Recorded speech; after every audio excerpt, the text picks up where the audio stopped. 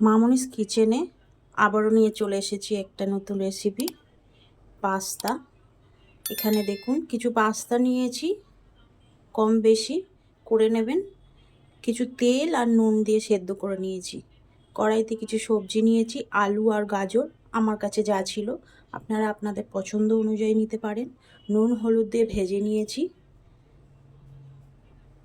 সামান্য পেঁয়াজ কুচি দিয়েছি, ভালো করে নাড়াচাড়া করে নেব।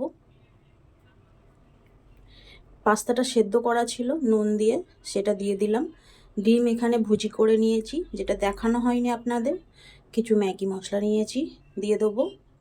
সামান্য পরিমাণে চিনি এতে দিয়ে দেবো, এবং নুনটা চেক করেই দেবো, কারণ আলু ভাজার সময় আমরা নুন দিয়েছিলাম এবং পাস্তা সেদ্ধ করার সময় নুন দিয়েছিলাম। তাই নুনটা যদি কম হয়ে থাকে সেটা অবশ্যই চেক করে দেবেন। দেখুন পাস্তাটা হয়েই গেছে। পাস্তা করতে বেশি সময় লাগে না, যেহেতু আমাদের সব ভাজা সেদ্ধ করা রয়েছে। দেখুন পাস্তাটা হয়ে গেছে, রঙটা দেখুন কত সুন্দর এসেছে।